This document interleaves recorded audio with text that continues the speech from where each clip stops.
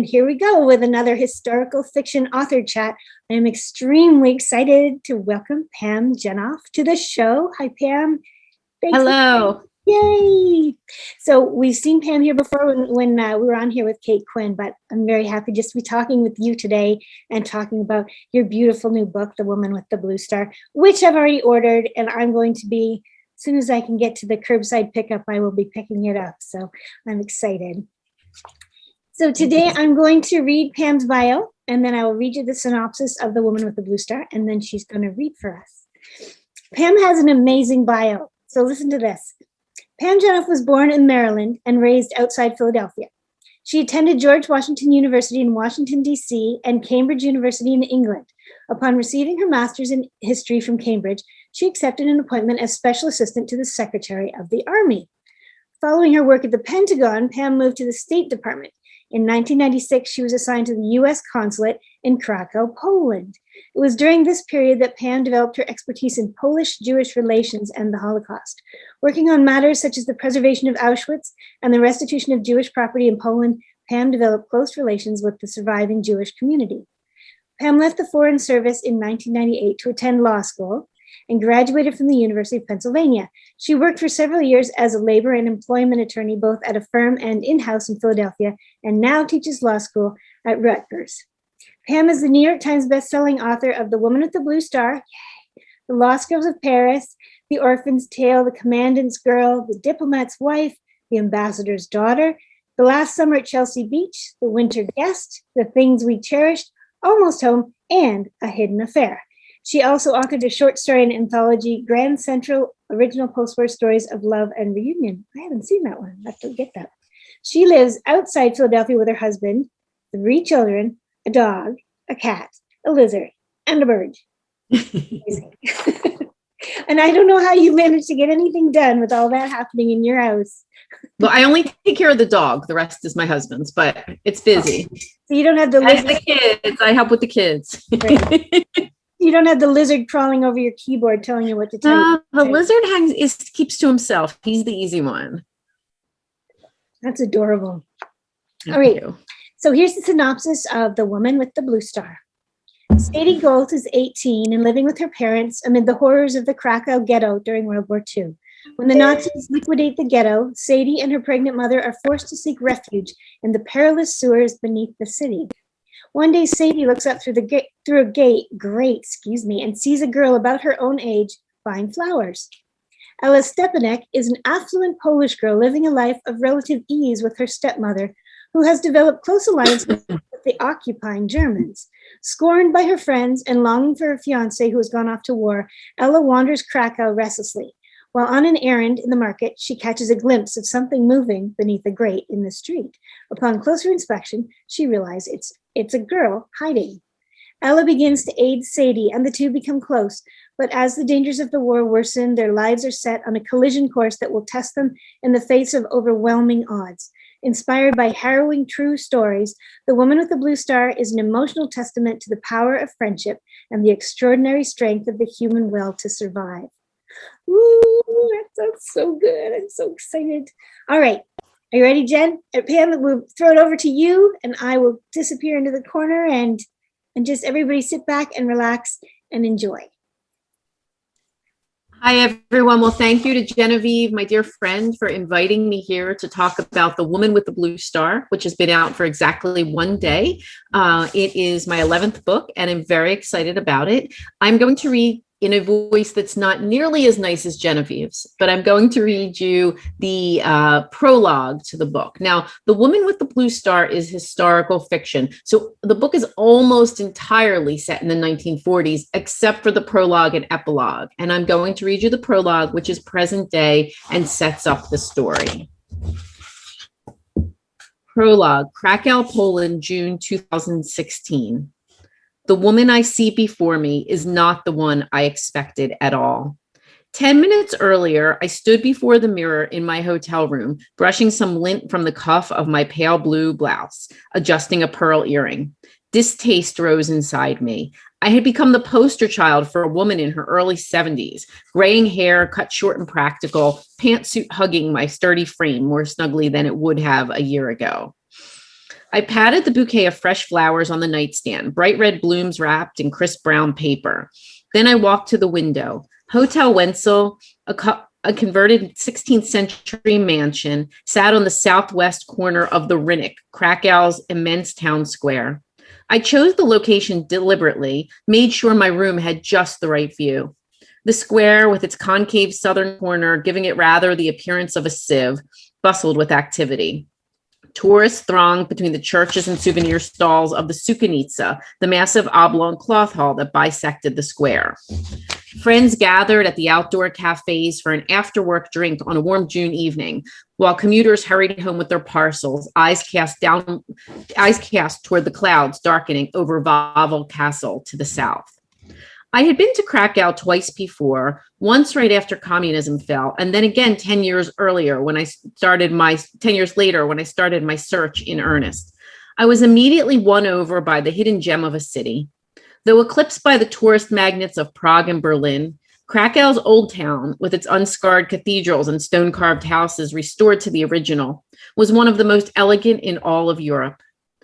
The city changed so much each time I came, everything brighter and newer, better in the eyes of the locals, who had gone through many years of hardship and stalled progress. The once gray houses had been painted vibrant yellows and blues, turning the ancient streets into a movie set version of themselves.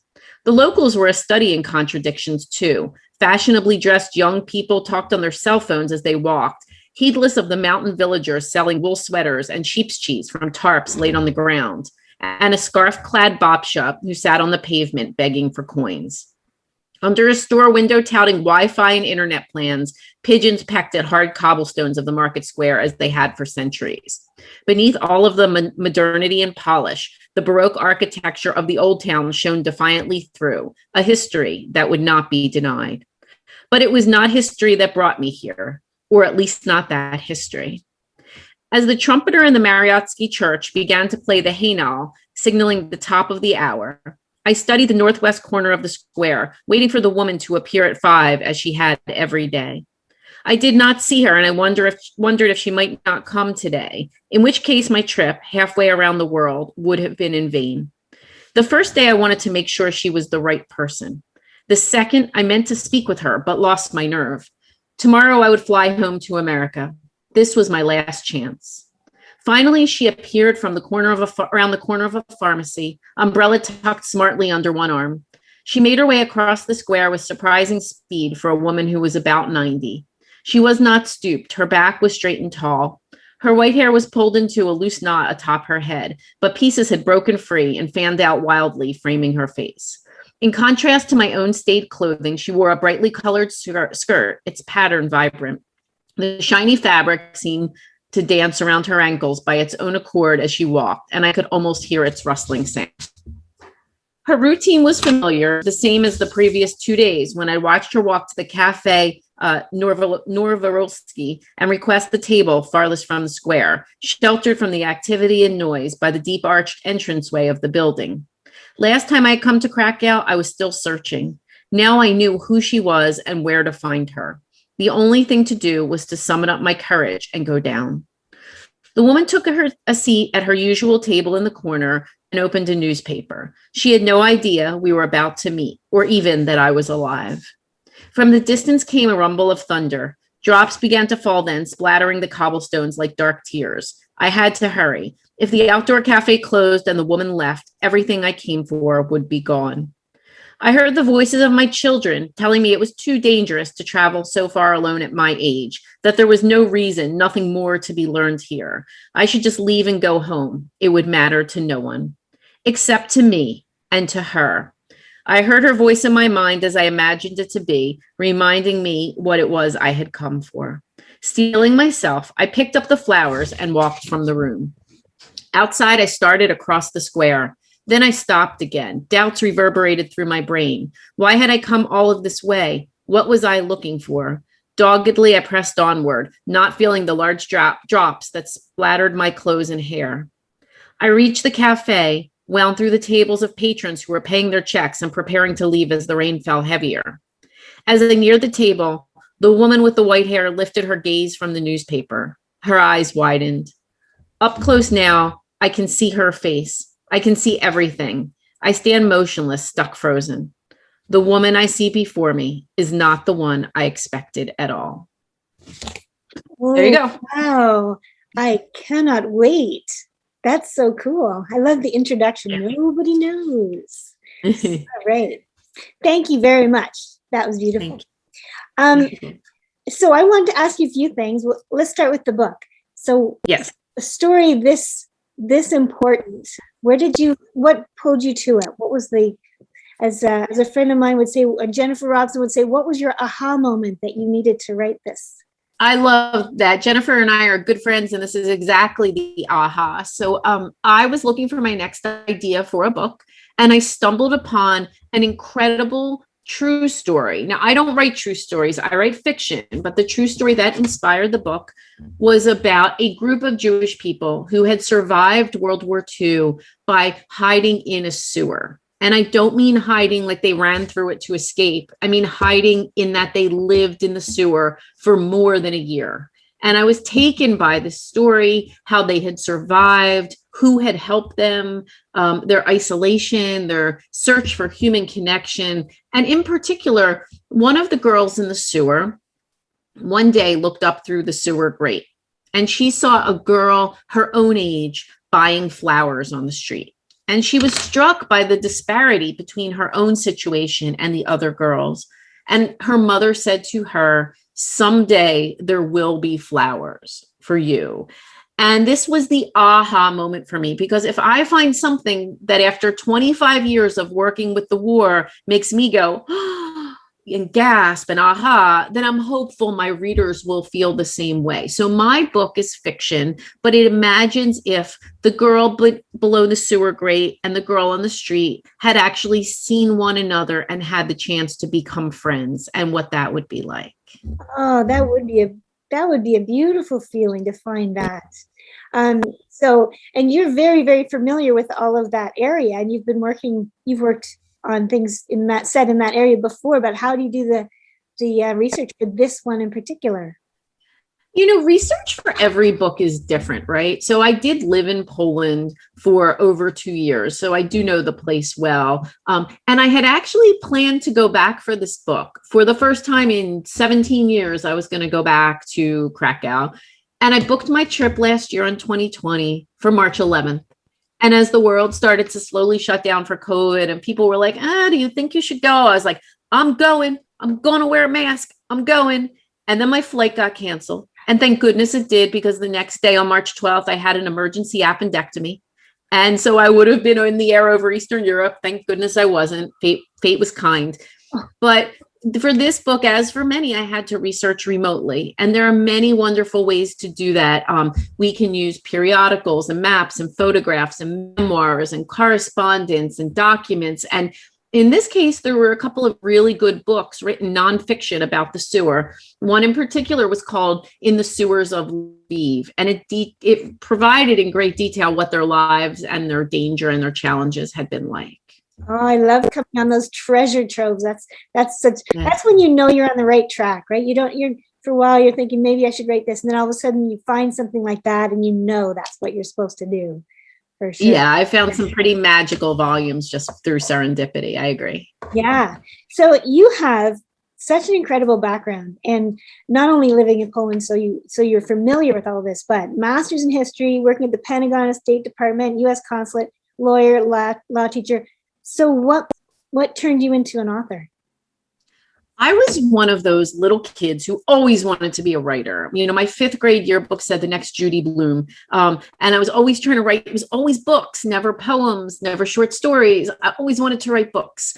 But for many years, when I had time, I was living abroad, I was in school, I had the time, I never got started on my writing. That project like that's in your closet and just can't get it going. For me, the turning point was actually 9/11. After I left the State Department, I went to law school and I started working at a large firm in Philadelphia on September 4th, 2001. It was a Tuesday. And exactly 1 week later, 9/11 happened. And I had a life epiphany where I realized that although being a lawyer was a fine and admirable profession, I had a deeper dream of being a novelist. And if I had been a 9/11 victim, I never would have realized that dream. So it was that mortality moment when you realize you don't have forever to make it happen. So I took a night course in Philadelphia that was called Write Your Novel This Year, and I got started. Wow, that's such a great story. What a wake-up call. So, and that first novel, was that your first published? That was the Commandant's Girl was actually my very first novel. Yes. I actually just bought. Oh, thank you. Thank you. I would have sent it to you. I hadn't seen that one before. I've got your others, so I hadn't seen that one. So that's good. And so this is The Woman with the Blue Star is number 11. 11. I don't count the Grand Central anthology, which I loved, by the way, but that was just a short story. So 11 plus Grand Central. Yes. And does it feel the same to release a book into the world? Oh, it's terrifying. And it's terrifying more so with every single book. I think it gets harder, not easier, right? Because you're just more out there. And, writers, we're kind of introverts and we sit at our desk for, a year or 2 years, whatever it is. And then all of a sudden you have to be like, and I'm talking, and this is my book. And especially after COVID, when we've all been home for a year, it's really kind of different this time. My book tour is virtual. So it's good though. I'm very grateful for all of the warm support. I think you'll enjoy it. This is my second time going through this, and it's such a warm community, and readers love to listen in on authors' conversations, and authors love to talk about ourselves. So it's I've made more friends over the past year thanks to COVID than I probably ever would have. So there's a positive to it. I'm amazed, first of all, at the way which readers and writers have just found all these new ways to connect this past year. And I do have many virtual events coming up. And it's funny because a lot of these events are in conversation with. And for a while, I was trying to figure out who would be the perfect person for this event, almost like wine pairings. I was trying to figure it out. And then I just said, who are the author friends who I haven't spoken to in a while who I'd like to talk to? So I have some fun conversations coming up. Oh, that's great. I'm going to tune into those ones. Thank you very much. I know you are very busy. You have a lot to do today. So I just want to thank you. And I want everybody to rush out and get this book, or rush in and order your book so they can go and pick it up later, however it works in your area. I'm going to get mine soon. I've already paid for it, so I better get mine soon. And I can't wait to dive in. Thank you so much, Pam, for coming today. Oh, well, thank you so much for having me. It was really my great pleasure. I will see you soon. Thank you. Take care. Bye-bye.